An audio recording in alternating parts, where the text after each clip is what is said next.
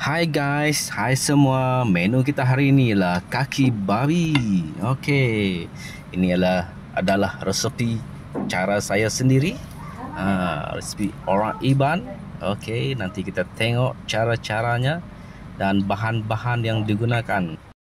Ini dia guys, cara saya masak kaki babi. Okey, jom. Mula-mula kita masukkan kaki babi, halia, bawang merah, bawang putih, kecap cair, kecap pekat, sos tiram. Sos tiram ni cukup-cukup saja guys, jangan terlalu banyak. Okey. Lepas tu masukkan daun bawang besar, lepas tu daun bawang, gula batu, sedikit ajinomoto. Lepas tu masukkan goji berry. Goji berry letak banyak sikit guys supaya warna dia cantik. Lepas tu bunga cengkeh, bunga lawang dan juga kayu manis.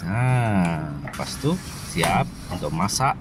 Hidupkan api dan tutupkan periuk pressure cooker ni guys. Lepas tu kita tunggulah dia hingga masak.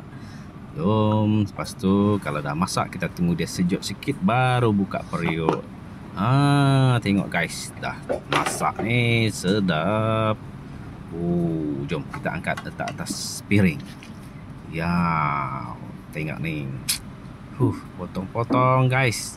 Tengok isi dia. Jom. Lembut sudah guys. Tengok cantik betul dia punya isi tu. Ni memang sedap ni guys. Yang ini saya masak selama 45 minit.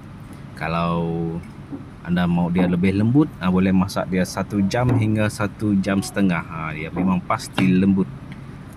Saya tak suka terlalu lembut. Saya nak dia masih kenyal-kenyal isi dia, baru dia rasa sedap.